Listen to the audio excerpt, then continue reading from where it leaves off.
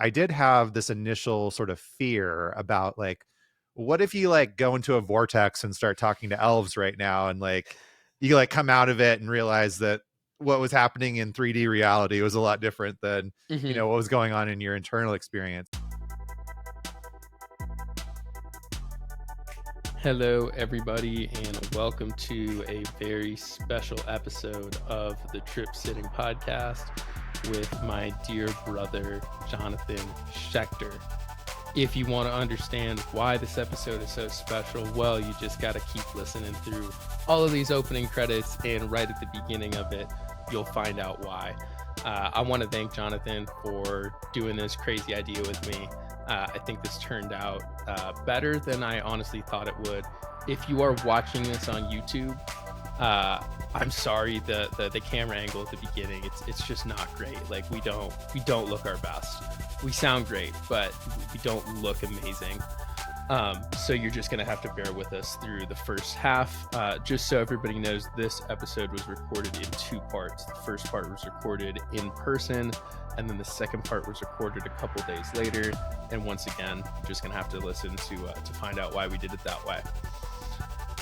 Make sure you're following Trip Sitting on whatever podcast platform you are streaming this on, and then if you wouldn't mind giving us a rating, that would be much appreciated. And make sure that you are following us on social media at tripsitting.blog on Instagram and TikTok.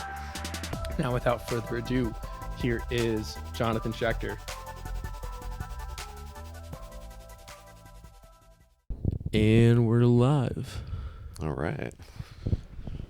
Welcome back. Holy shit. I'm tired. Yeah. It's definitely an event, you know? It's like you gotta get yourself prepared for that. Mm-hmm.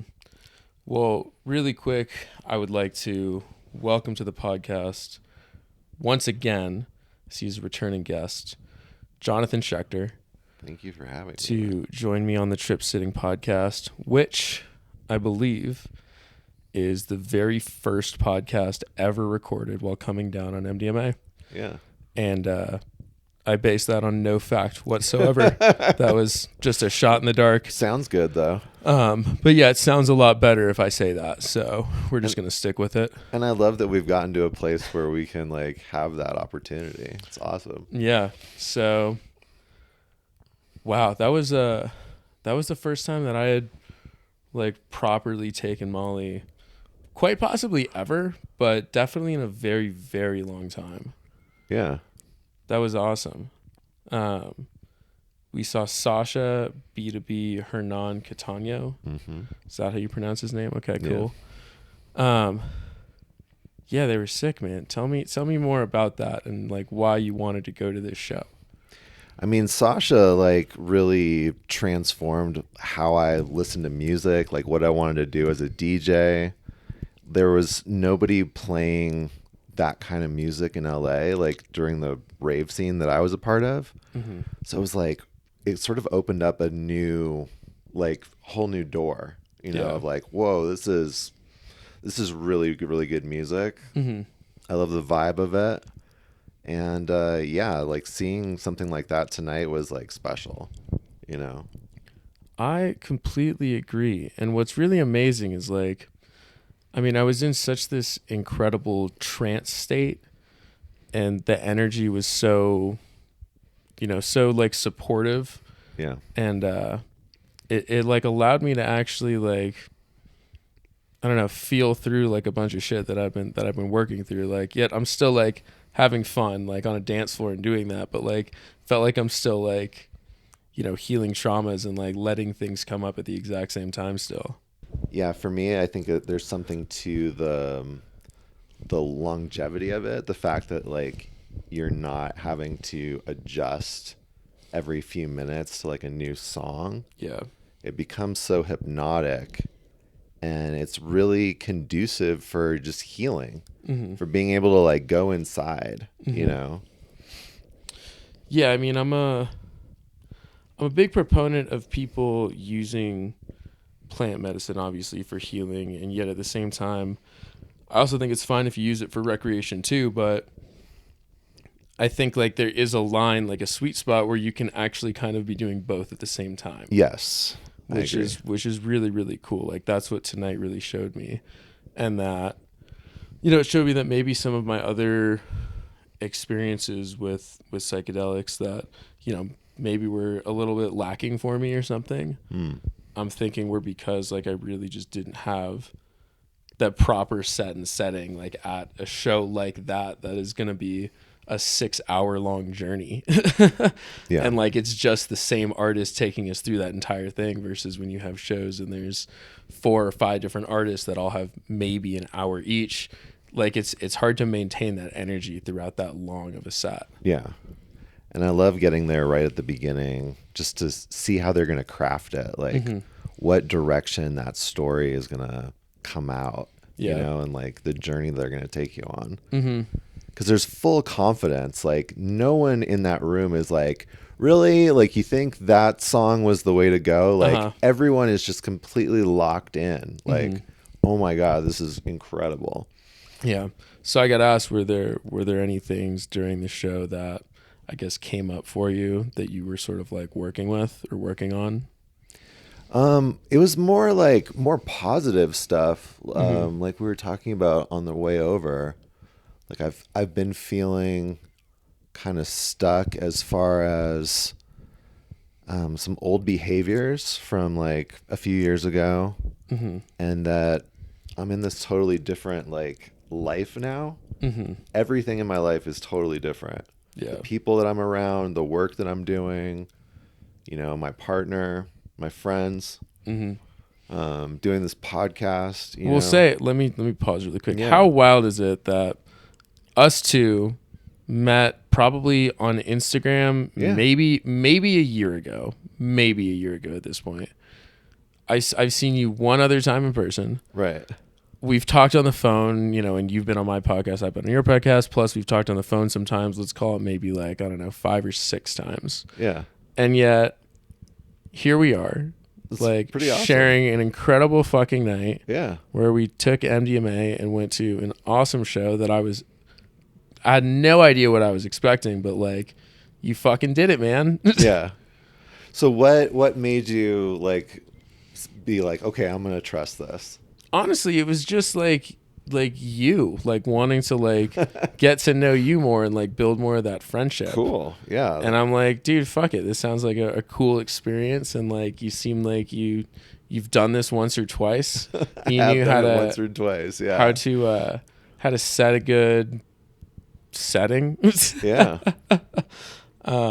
Just to, I trusted that I would have a good time with you, and you certainly did not let me down. Oh, thanks, man. Yeah, I had a great time. Yeah, there's something about like the rave as your like sadhana, as your practice. Yeah. Like it's such a beautiful environment for doing that kind of work, whatever it is that like needs to come up and be healed. For some people, I think there's like a lot of release and like sort of catharsis. There is. It's very somatic, right? And then I had such a beautiful journey tonight. Like the lasers were amazing, and I wasn't expecting how deep and hypnotic it was going to be. And it was so like welcome and so just like, yeah, I'm here for it. Truly. Yeah. I mean, then like just the energy in the crowd too, you could tell everybody's really kind of feeling that same like hypnotic pulse. And so like it's putting everybody like on that same like vibration. Yeah. It's cool. Yeah. It's a really beautiful sort of space, one that's really been like a part of my life for a long time, like I was sharing with you in the car. I have some of my best friends I've met through this kind of music and like the rave scene.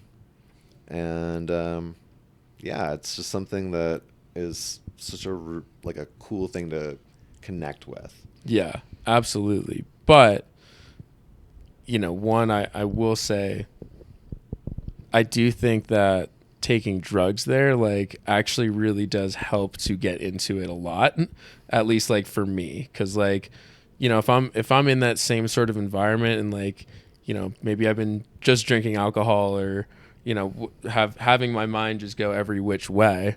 Yeah. When you're doing psychedelics in that environment, it really allows you to like focus in. And once you're sort of in that trance, the things that need to come up for you kind of just come up pretty effortlessly. Yeah. It's easier to surrender. Right.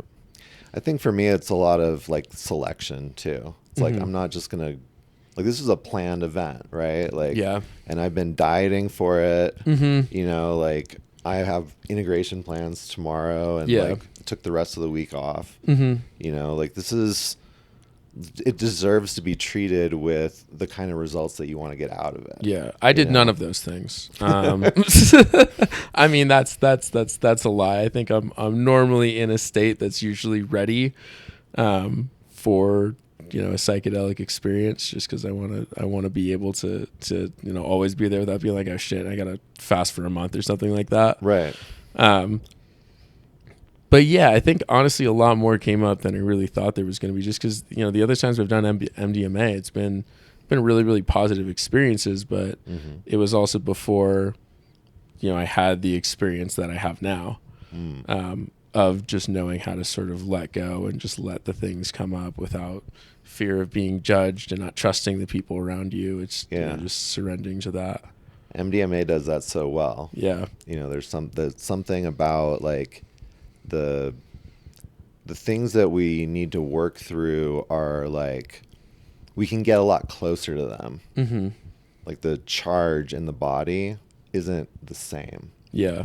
It's like you could talk about something that ordinarily would like really kind of fuck you up, and you can just have a conversation about it. Yeah, it's like you're having a conversation, right? With it almost too, because like for me, we weren't really talking a lot, but just things would come up in my subconscious, and rather than, I think my first reaction is probably to judge it and then put it into a class, it's more coming at the thoughts at a more curious angle and just understanding like, yeah, well, okay, wait, why? Instead of trying to be like, oh, that's a bad thought, like I don't want to deal with that.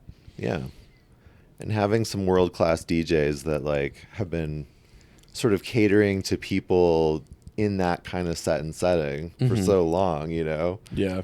It makes a big difference to me, Maybe it's just because I'm getting older, like can't go out every weekend, but this is like a couple times a year experience, but it's gonna continue to like unfold, I know. And it's a very cathartic experience too, but man, I am also absolutely exhausted. Absolutely. Like, it is tiring. Yeah.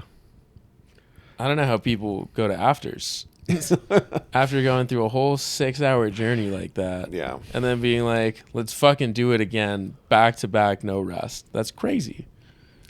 I definitely have done that, like movement weekends, but that was a little less intentional. I think what I learned when I started going to movement was that it was a marathon, not a sprint. Yeah. And like, even I think the last year I went, I stayed sober the first night, and I was so high just from like the energy and like just the vibe of the whole thing, And then I had another couple really great nights and after parties and had a really good time. But I was like, okay, you got to like pace yourself out if you're going to do it back to back. Yeah. And like really take care of yourself, like eat good food, try to get some sleep. Yeah, I mean, like, during the experience, Take even vitamins. like there was so much of my body telling me like, you gotta fucking stretch more, like, you gotta just be a little bit more mindful of of like how you're moving. And then also too, like, I've always had back pain, back and neck pain, and like I definitely, like, I know that it's just these old things that I haven't let go and just like blockages in my system, but even just knowing that doesn't just make it easy to make them go away. Right. What this allowed me to do was, like, again, really just sit there and just like feel all of the pain come up, and just like I was literally just cracking my back, and it felt like I was just letting all of that tension permanently go. Nice. Yeah, it was cool. Yeah. Yeah, it felt really light, you were saying. Yeah. Very, very light. I'm not sure what I was talking about right before I went on that tangent. Do you have any idea? No, I'm still pretty deep in it, to be honest. I am too. And that's the interesting thing. Like yeah. very much on the come down, but it doesn't seem like it's quite over. Yeah, you know what came up for me when we first started was you're talking about set and setting. Mm-hmm. And like one of the things that's always helped me about sort of Buddhism is that anything, like what makes this meditation Buddhist, right? Yeah. As opposed to the other 100 mindfulness meditations, for instance. Mm-hmm. It's like having the intention as you sit down and then doing whatever the thing is, in this case meditation, and then sort of dedicating, so integrating, you could say. Yeah. Right. So yeah, I think there is a lot of potential in having this sort of hybrid environment where you're blending the recreational and the sort of therapeutic, yeah, healing kind of potential of the medicine that you're working with. Yeah, I think that it's showing up a lot because I really don't feel like I've had a true experience like this since my ayahuasca journey, to be honest. Like a true sense of like trust in you, that you had me should anything go wrong, but also the scene itself was good. And again, we talked about this, like we planned this, so like I had been knowing this was going to happen, so prepare my body accordingly. And yeah, it was just really, really beautiful. Yeah, man, super happy it turned out well. Mm-hmm. Yeah. Well, I think I'm gonna call it. Yeah. Right, just because I think we're both still just kind of going through a little bit, but I just wanted to once again record the world's first podcast on MDMA with Jonathan Schecter here. I'm honored that you wanted to do that. It's an awesome idea. Yep, more content like this to come, probably. I'm excited about it. It's given me a lot of new creative ideas where I feel like I've been blocked creatively lately. Nice. And so I think that this really helped to free some of that up and like point me back to kind of true north. That sounds great. Yeah, but I love you so much, brother. Dude, I love you too. Absolutely incredible. Yeah. Thank you for coming on. Thanks for having this idea. You fucking rock. And I love you, brother. This is now going to be the mid-roll part of the episode where we transition from the in-person to a couple days later.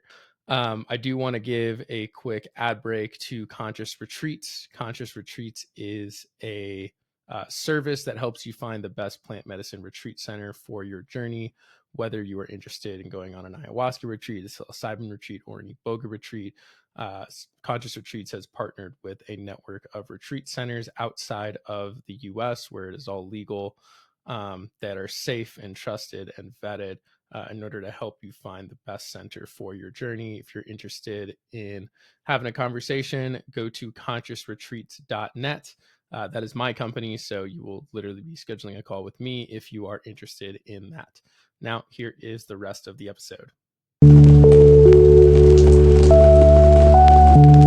Welcome to part 2 of this podcast, where it's Monday. We recorded that Saturday night, technically early Sunday morning. Right. So it's been let's call it 36 hours. Nice little integration period afterwards. Yeah, exactly. And I think that's what maybe this is going to turn into like a little bit of like a integration session, like you and me just going through it. I love it. But the first thing I want to talk about is actually what you just said, is that you said while we were recording, well, one, I thought that sounded a lot better than I was expecting. We both just listened to it before we started right now. Right. And besides me just heavily panting at the way beginning, it sounded fine. Yeah, sounded a lot better than I thought. However, I'm sure like on the video, it definitely looks like I'm under the influence of MDMA. Yeah, good. I I mean, could feel it. I could feel it. I could like feel my body like fidgeting, and I could feel this like sort of like manager part trying to like be like, okay, you're on a podcast now. You need to like be sober and be present and be nah, see, articulate and be all these things. the whole point is that I want people to see us in that state. I want people to see what it actually looks like without Right. us trying to act. I was like I was like laying down like on the couch with like the mic just sitting right here. Yeah. And I knew at the beginning that this probably doesn't look very good, but then I was like, you know what? I don't give a fuck. This is comfortable. Like Right. I want to be comfortable right now. Yeah. Comfort is Um, an important thing, right? it Especially is for podcasting, for having a conversation, for I don't know, for an MDMA experience, right? for sure. No, comfort is a huge like without the feeling of like I really have a better understanding of like the idea of like how you need to make it comfortable for somebody before you go into a journey like that. Like without that feeling of comfort, your mind is never ever going to let you really let go and surrender. Yeah. And so you need to create, whether you're like at a retreat or whether you're just setting up like a small ceremony for yourself, or whatever you're at, if you don't allow yourself to get in that place of comfort, it's not going to work. uh 100%. One thing, well, first I want to bring up something we didn't talk about, Ooh. and I think this kind of goes well, but how are you feeling when we were waiting in that coat check line? It was really funny. Like there was an internal sort of dialogue that was very, very comedic happening. Hmm. What was coming up initially for me was something that I have heard Ram Dass say, which is like sort of turned into this meme of like when you think you're enlightened, go have Thanksgiving with your family, Hmm. right? So it's like here's this beautiful experience that we all went through, this 6-hour transcendental dance journey, right? And then now we're all literally stuck in this line waiting for our coats. Hmm. And there was a few different thoughts that went through. One of them was like, well, gee, this could have been planned out a little bit easier, because I have to assume that, you know, in Denver, like when it's 20 degrees out, people wear coats when they go out clubbing, and got to have a better process for this. A lot of it was just listening to other people's conversations and just sort of watching to make sure, like, is the tide turning here? Is all of a sudden this going to turn ugly? Hmm. There was some funny conversations that I was overhearing at these different moments. Somebody, like 2 or 3 people behind me, started talking about how like this was literally their idea of hell, would be like stuck in a line forever, and you just don't know if it's moving or if anything's happening, and you're just sitting there wondering, is this line moving, what's going on? And I Hmm. thought that was kind of funny. But overall, yeah, I think it was just an opportunity to practice patience, and you Yeah. know I took a little bit of the other route. I was like, I see him moving over there. I'm gonna, but like it took me a while, like from the time that I had that thought to the time that I actually started moving and like going to the side and sort of trying to wiggle my way up front. It probably took me a good 20 minutes from right. first thought to actually doing it, because I wanted to be patient. Like that was initially what came up, was like, I know that that's something that, especially as a child, I was not patient. uh, and it's something that I've been working on. So my first thought was like, no, you know what? Be patient. It's fine. It's not happening. And I think after we probably stood in the exact same spot, we maybe moved a good 5 feet Right. in 20 minutes. Yep. And then I was like, hey, I'm gonna make some moves here. And then it did end up working. But like we probably got in that line at about 2 a.m. and I don't think we left until probably at least 2:45. Right. Yeah, I was really stoked that you made the move, and I tried to follow you, and it just didn't work. And sometimes that happens, right? Like where one Hmm. person kind of makes it through, and then the I the think that the that spot. honestly worked out better is the thing too, Right. because trying to get two people up front is way harder than just trying to get one person. And the Right. thing is that most of the people up front, they all had 4 or 5 tickets with them. So like they were all getting multiple coats too. Got it. Okay. Mm-hmm. Yeah, it was funny. And I felt, and even at moments, like I felt grateful because I would turn around and look at how far back the line went. Mm-hmm. And that was sort of the antidote for every time I started to feel frustrated or annoyed or like, when are we going to get out of this? I would Thank turn God around and be other like, people are going to suffer way more than me.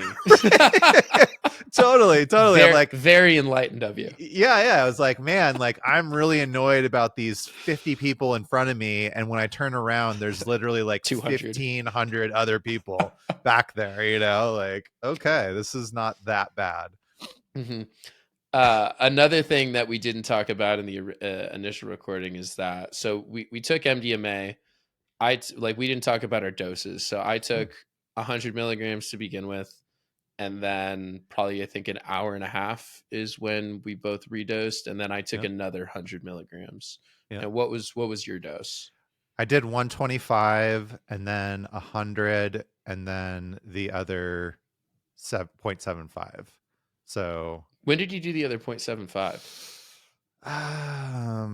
Maybe around, I want to say somewhere between 11 and 12. Okay. Got it. And also during that, we both, at least at some points, I think me a little bit more than you, but we also had a DMT vape pen. Yeah.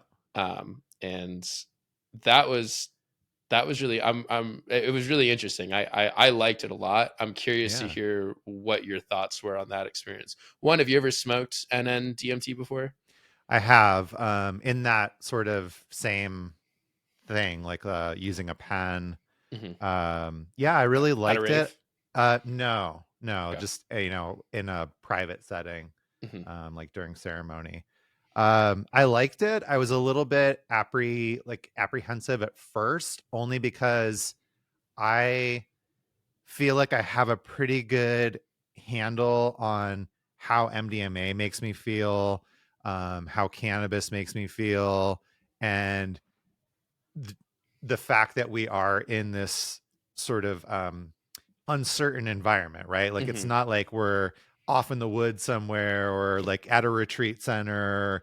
We're in the middle of a crowd of like 2,000 people, right, in a public setting. And so I did have this initial sort of fear about like, what if you like go into a vortex and start talking to elves right now, and like you like come out of it and realize that what was happening in 3D reality was a lot different than what was going on in your internal experience. But when I finally got curious about it, I just took it really slow, very, very titrated, and let myself have that confidence as that, kind of experience went on of like, okay, I'm gonna do this once and observe and breathe with it and see what's happening and just kind of check in with myself somatically. And then once I kind of got over that, it was like a little bit more each time. And then even, like we were talking about at a certain point, it was like, hey, what are you doing during this? And, can we create even like a more almost like intentional experience to deepen into that DMT, and that was all just kind of on the fly. Like, honestly, definitely. like it was having my experience and then being like, okay, now the second time, what should I do to really focus this and center it in? And then I was just curious and like sort of went into coach mode and was like, hey, do you want to try this thing out? And I'm happy you were up for it. Yeah, I mean, so I brought it, honestly not sure if I was going to want to use it. So I had used it a couple other times over the past couple of weeks. And my experience with it, they were just kind of weird. Like I wasn't honestly sure if I liked it. And I was almost judging myself. I'm like, I'm a fucking psychonaut. Like I'm supposed to love this shit. And like I really didn't. It was this kind of weird like aversion to it.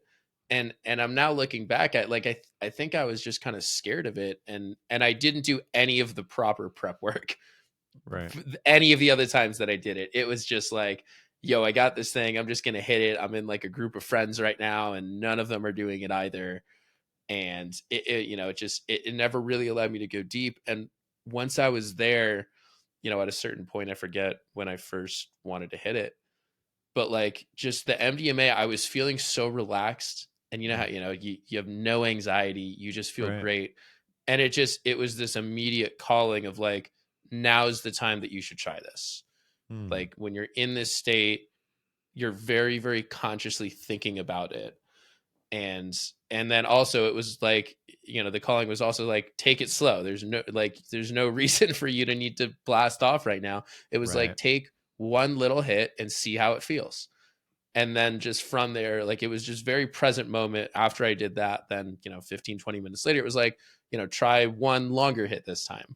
Yeah. See what that makes you feel like. And so I felt very safe experimenting with it when I was in that setting. And I did eventually get to 3 hits, but not like super super long hits by any mean, like enough to like really blast off, but enough to, while I was on the MDMA, things were coming up for me.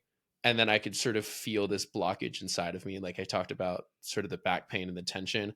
I could feel the blockage. And once there was tension that would come up and like it wouldn't come up enough for me to, really release it, then is when I would be like, okay, now let me go with the DMT. And once I did it with that same tension that I felt would then actually be able to really cycle through me.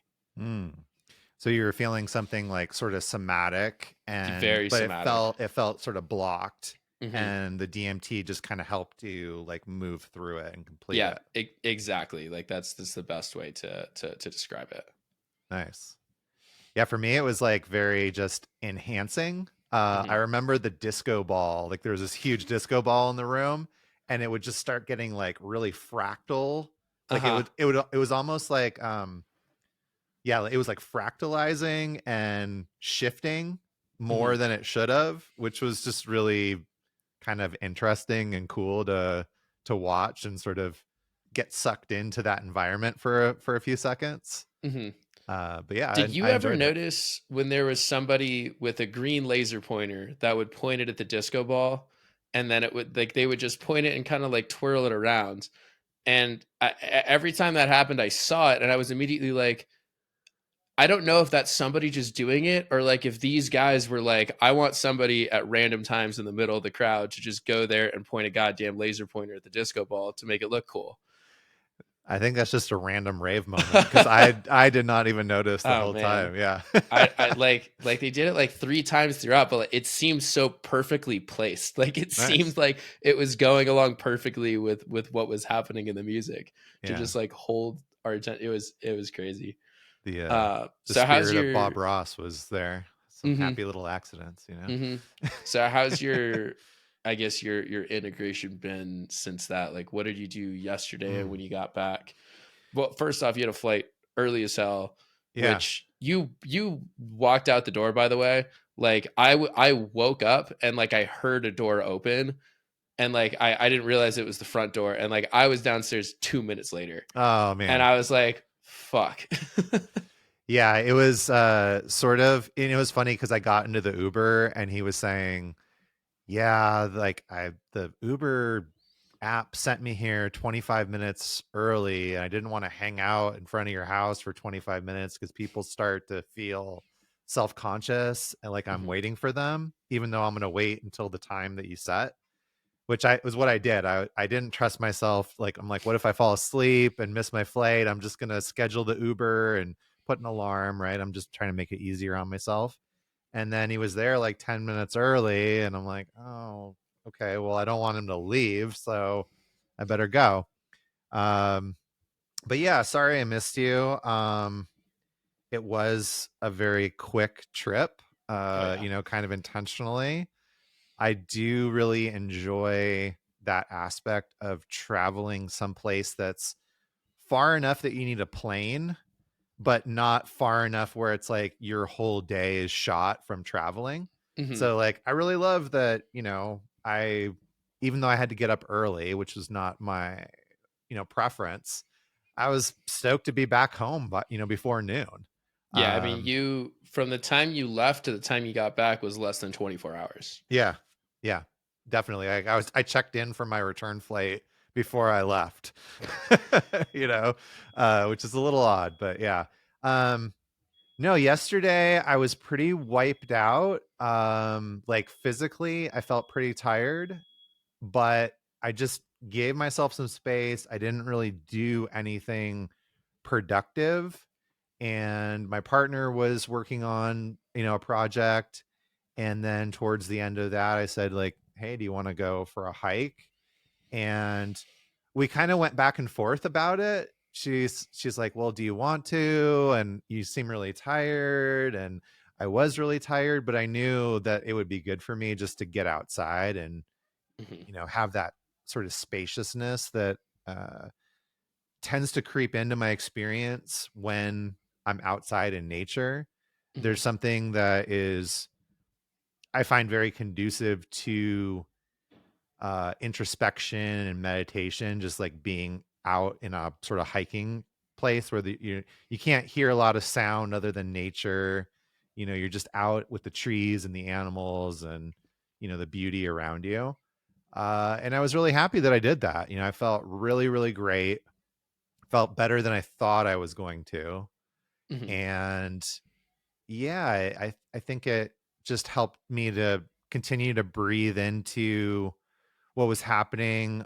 It's also really fortunate for me that I have a partner that is also so involved in the psychedelics world. And so, I had a chance to share with her some of the things that happened and some of what I was processing. And, that's also another important aspect of integration, right? Is having that rapport with somebody or being able to share what's on your heart and know that you're going to be supported in that and not judged. So yeah, I thought it went really well. Got to sleep, had a pretty decent night's sleep last night, and then yeah, this morning got up and just kind of went into my self-care stuff. Did meditation, went to the gym. I had another thing planned for the integration, which is I would have preferred to do it yesterday, but just with the timing it didn't work out. I really love to do an ice bath Hmm. after MDMA. It's something that I started doing once I started like working with it more intentionally, and it's something that I feel helps me really um get grounded, but also get really into my body, right? Because Hmm. that's one of the things about being in the ice is you really can't have your mind be like somewhere else and be here physically going through this experience. It like Hmm. brings you into focus so well. And I think MDMA already puts you into your body in this really present way. So to me, it's a very integrative experience. So I went to a place here that has, for an hour you get to do sauna and ice bath and some other like bioenergetic type stuff. Hmm. And yeah, it's not the most pleasant hour of my life, but I feel so great afterwards. Hmm. um yeah, and then came back and did a little bit of work and just excited to have another couple of days off. I was really excited actually that we planned this podcast because I thought in a way this is part of the integration, For which is sure. really cool, right? Like something that's not a normal part of my like regimen. Hmm. So yeah, I was really looking forward to that as well. Yeah. Also, thank you for wanting to record with me directly after the experience. Like I can see right here, we started recording that podcast at 3:21 in the morning. Yes, we rule. Yeah. So like I wasn't sure if I was gonna have the Right. energy for it. So that's why I was like, if you don't, fuck man, like you're over 40. You're old. I like your idea, man. Like, like when like one of the first times we started talking, it was either when I was a guest on your podcast initially or one of our first conversations, Hmm. you mentioned that this was like one of the dreams that you had for your podcast. Like one of the visions was to be able to literally trip set and Yeah. have that experience. And I thought, man, that's a really cool idea. Like I personally, like that to me, it takes a lot of balls. Like it's Yeah. not necessarily like what I would have defaulted to. Uh-huh. So there was something about like the respect of like, hey, Cam has a vision. I really appreciate that, and I'd love to be supportive of it. Yeah. And, like I thought it was going to be more sort of cheerleading for you, or, like reposting when you did your post mushroom or, mid mushroom Yeah. podcast. Didn't quite expect that it was going to be like, hey, we're going to do this. But then when I started making plans and I was like, I wonder if Cam would want to do this, then it kind of came up as part of the whole vision. Was like, wouldn't it be cool if we went and had this rave experience and then did a podcast about it? Like that Mhm. sounds fun, Yeah. And no, I mean, it really did just all come together very well. Like it wasn't like that wasn't the initial plan. It was like, hey, I'm going to this. Do you want to come with me? Right. And I was just like, yes. And you're like, I think I'm going to take some MDMA. Do you want to do that with me? And then, the idea just kept forming from there. And interestingly enough, like one of the things that came up for me was kind of surrounding that idea. And I think I had been feeling a little like unmotivated lately. And I wrote about this, and it'll come out in my Trippy Tuesday thing tomorrow. But I don't know when this podcast will come out, so I'm going to talk about it anyways. Um, was like I think I'd lost sort of the purpose and like the vision of why I do the podcast, and like why I wanted to film us going through the experience and like and film those experiences.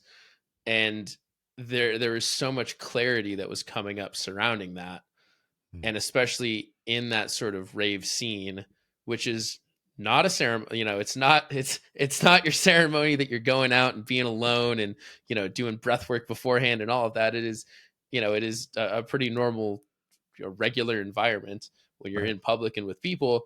But yet I still had such an incredible healing experience.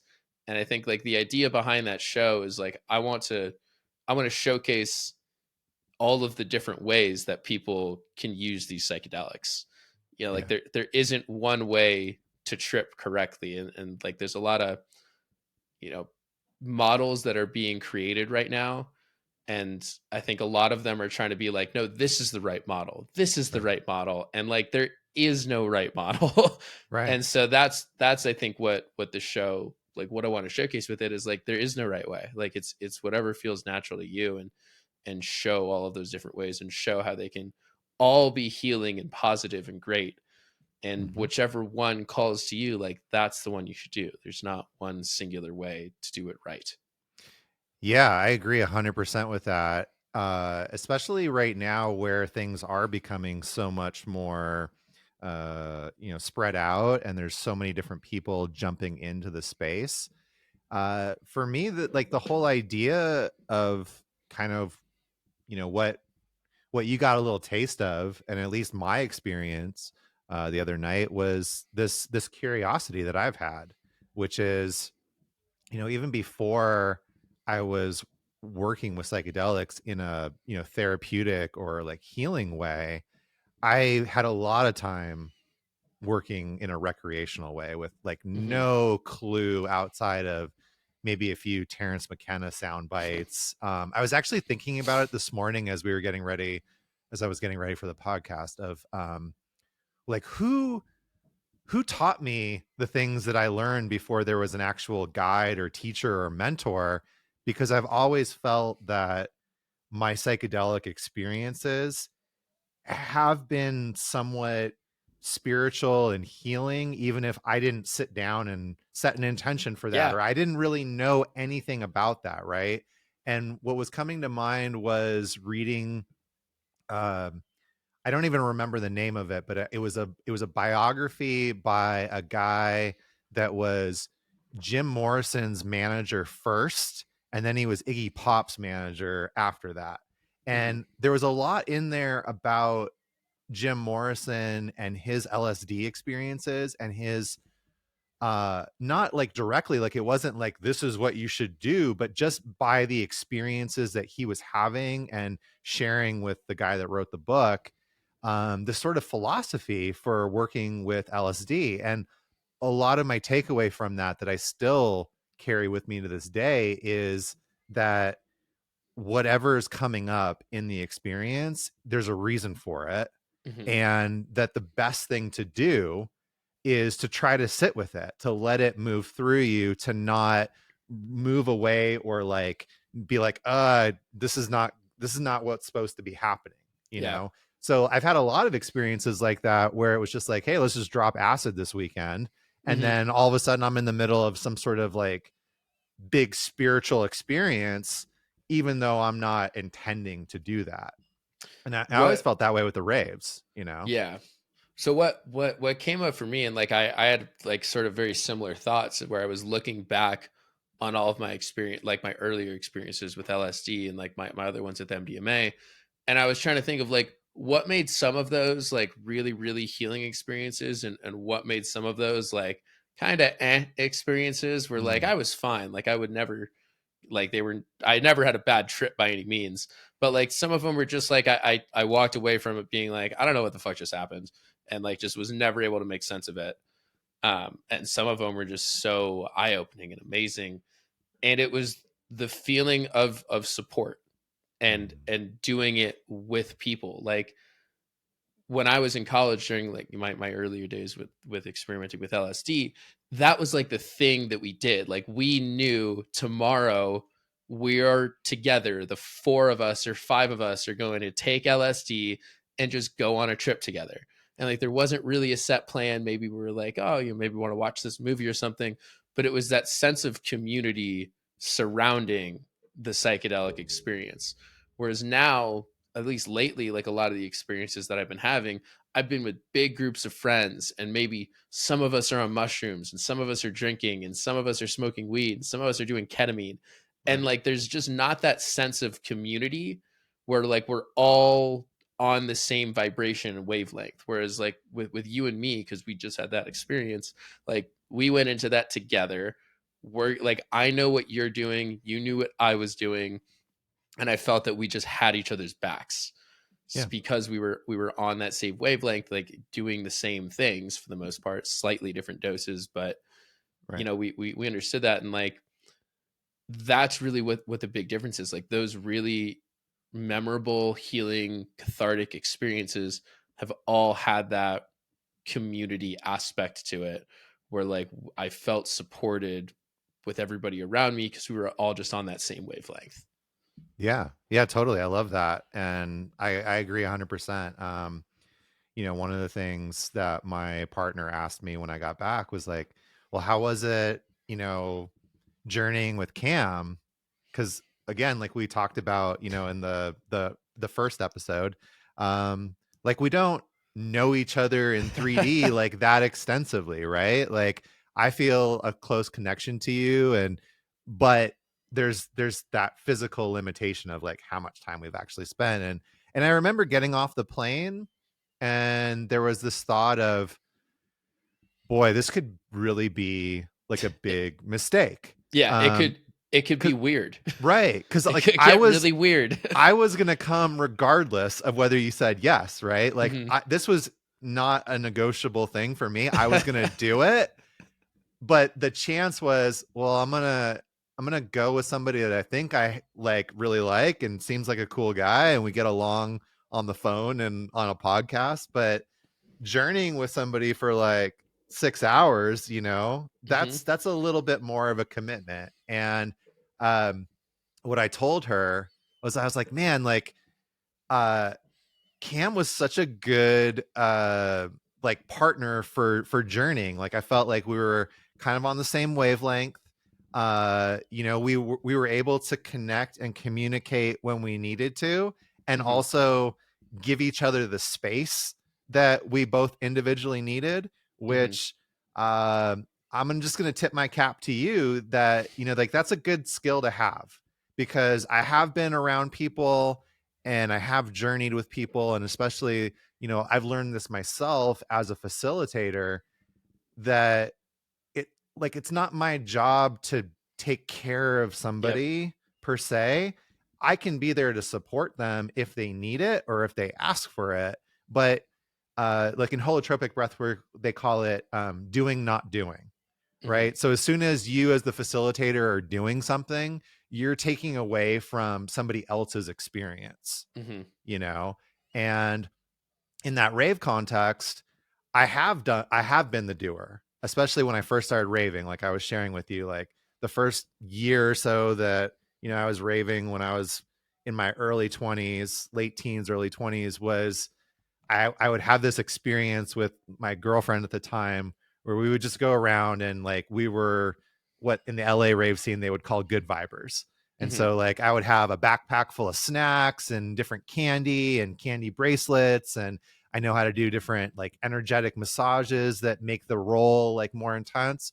And like my idea of a good time was taking 2 or 3 or more hours out of that rave night and just Mhm. walking around and talking to people and being like, hey, how's your night going?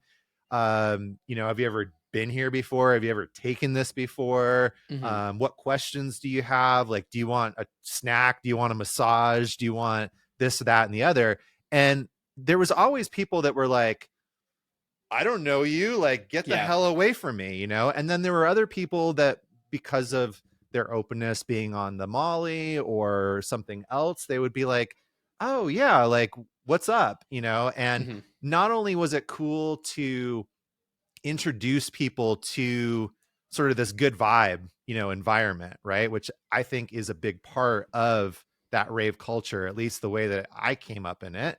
Yeah. But there would be these really amazing moments that would happen like almost um it would just sort of appear out of thin air, like it wasn't planned, right? So let me paint you a picture, okay?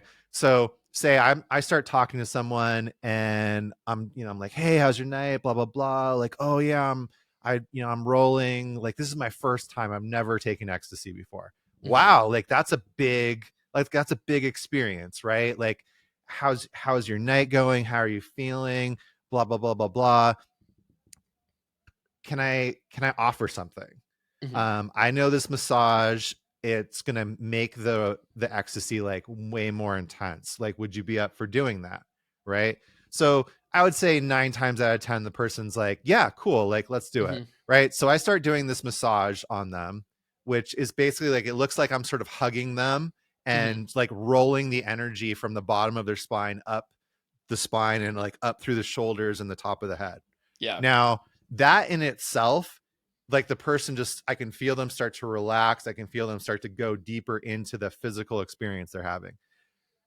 Out of nowhere, like we're in this crowd of, maybe like 500 to a few thousand people, somebody else just appears like behind me, and they've got like LED lights and they're like doing like this light show for the person. And then Uh-huh. somebody else like pops up with a fan and starts like fanning them.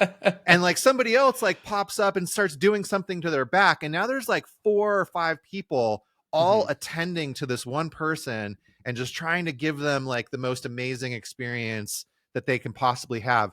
And I've literally been in this position where somebody gets so relaxed and so high that Mhm. their body just starts to like melt, like Yeah. literally, like I can't even stand up right now, you know and it was that it was just that, like, how it would happen without any planning and would be so random but so cool, like all these strangers like coming out of the woodwork to just be cool and like give somebody else a really amazing experience.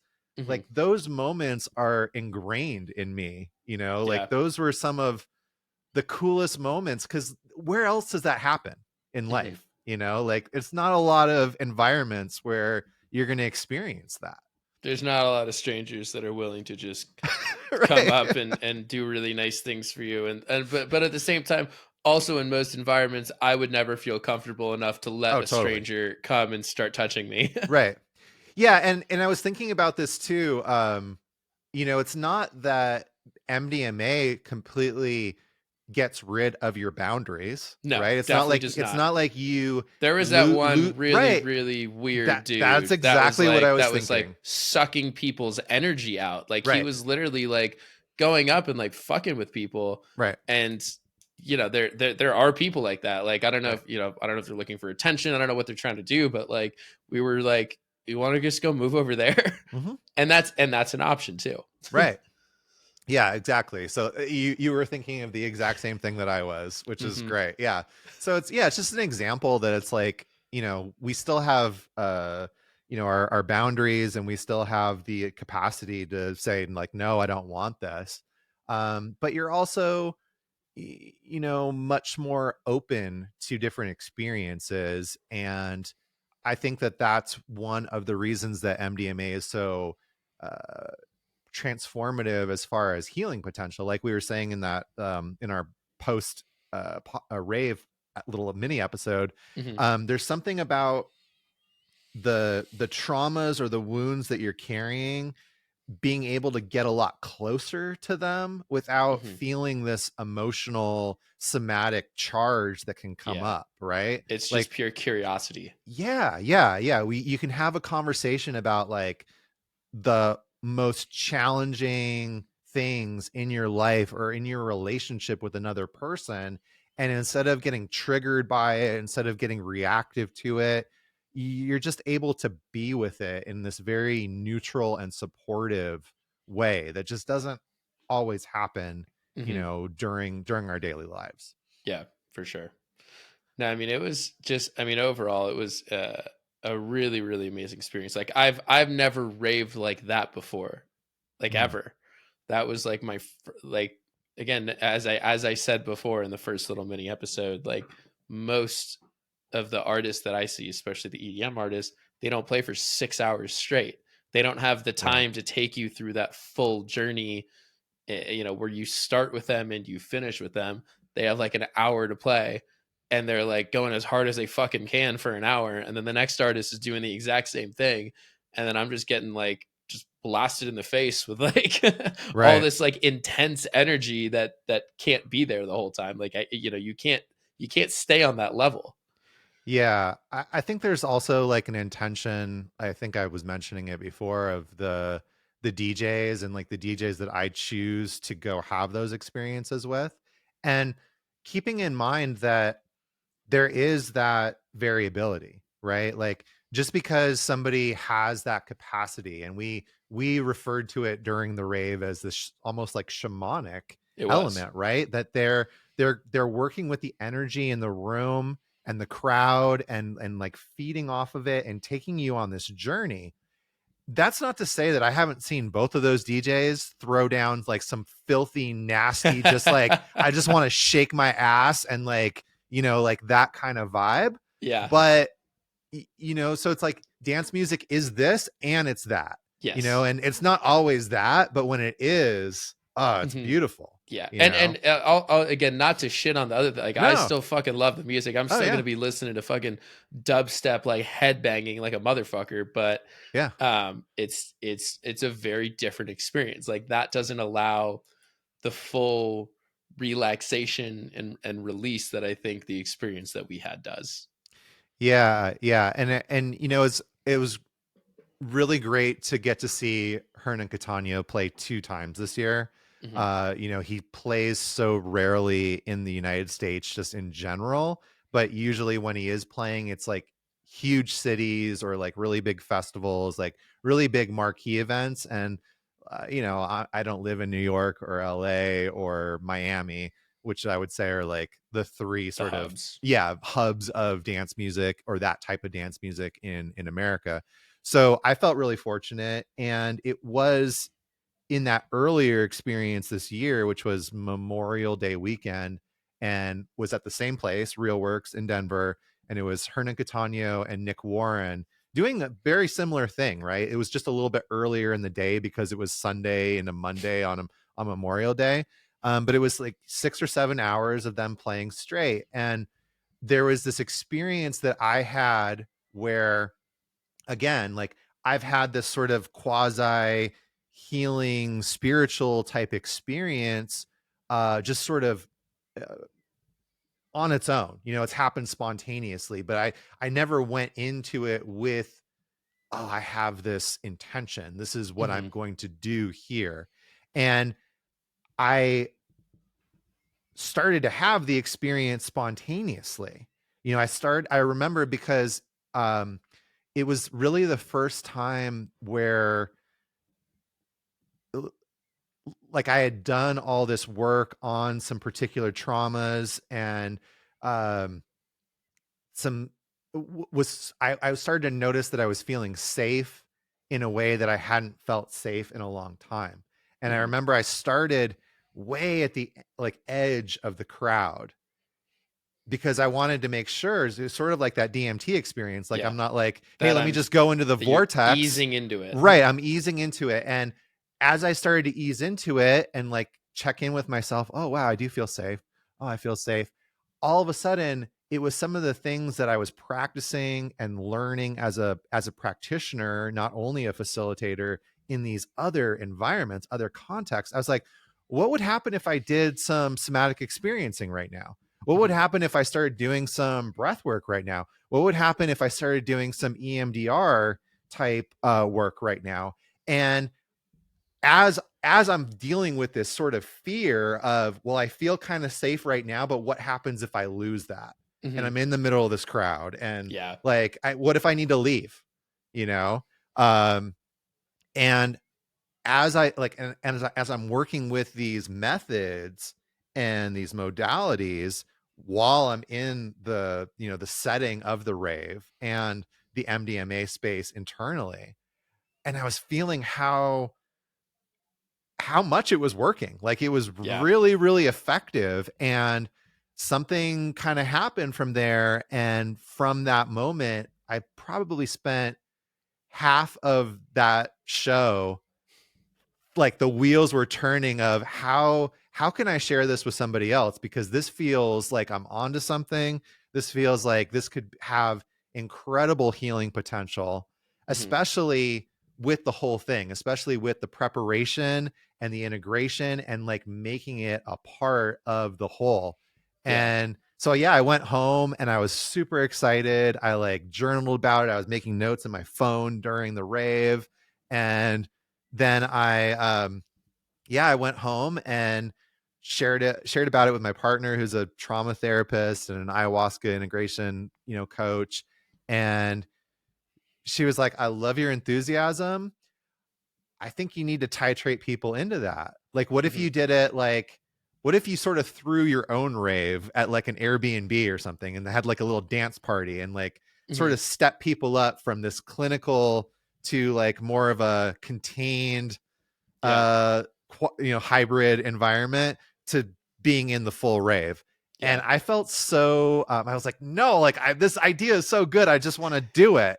And yet I also acknowledged her wisdom in that we all have different nervous systems. We're all in a different place in our life and our capacity and what we're willing to work with. And it might not work for everyone, but I've had, you know, since then, there was one other experience where I went into it intentionally.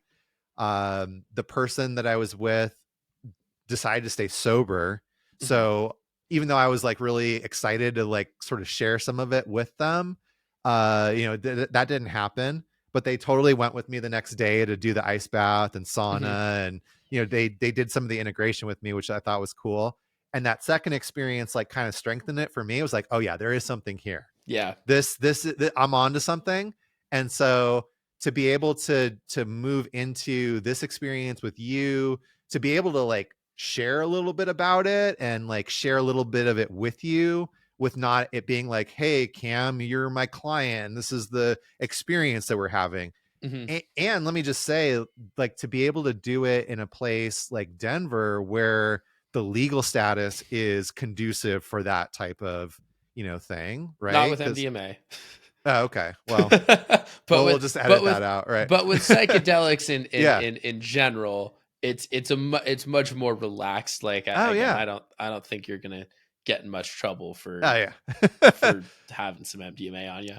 Yeah, no, it's just it was a beautiful experience, and I feel really grateful to be able to continue to explore it because I I think mean, you are onto something too. yeah, I will say, like, it got me thinking about, like, what is the real difference between like the traditional ayahuasca retreat that I went on versus what we just did? Like, how are they similar? How are they different?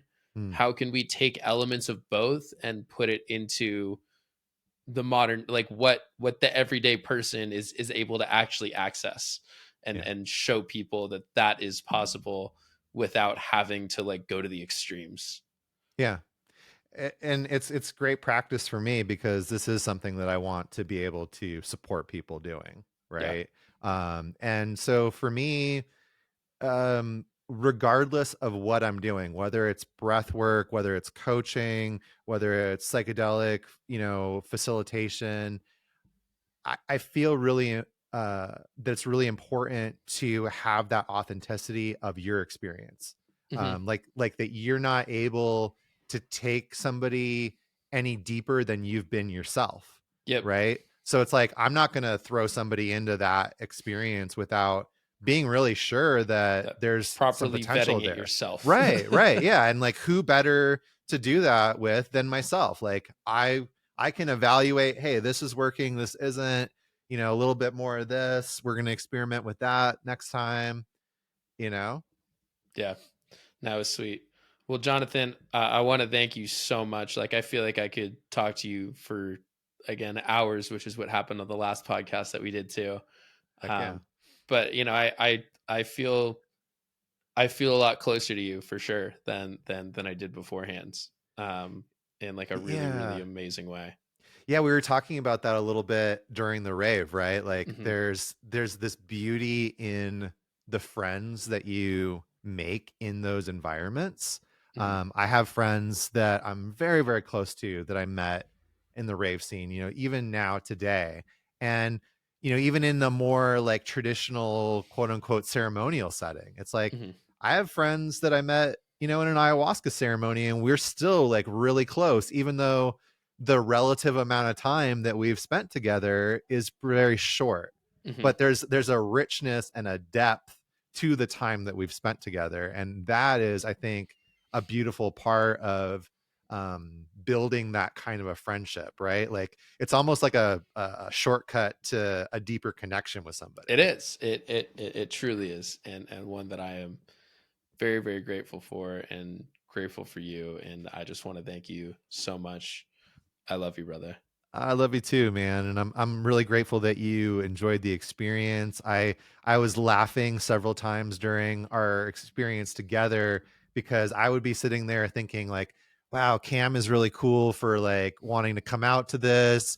It's like a totally different type of music that he's used to, and uh, you know, that's kind of cool. And then you're looking at me and you're like, dude, thank you for inviting me to this amazing experience. And I'm like, no, thank you. Like, it was super cool. Right. So I think we were both having that similar type of experience. Yeah, for sure. Well, until next time, you will absolutely. I can't imagine you won't be back on the podcast. So thank you again, Anytime. Yeah. I love it. and I'll see you next time. Excellent. Thank you, everybody, for listening, and thank you again to Jonathan for doing this crazy idea with me. I appreciate you. I love you, brother. This was awesome. Thank you for making some magic with me. And everybody else, thank you for listening. If you made it this far, I love you. If you didn't make it this far, I still love you, even though you're not listening to me say that. I hope everybody has a wonderful holiday season and a happy new year. I know that sometimes the holidays can be a little bit depressing for people. Just know that you are not alone. If you need somebody to reach out to me and have a conversation. Let me know what's on your mind. I always love talking to anybody. So thanks again, and we'll see you next episode.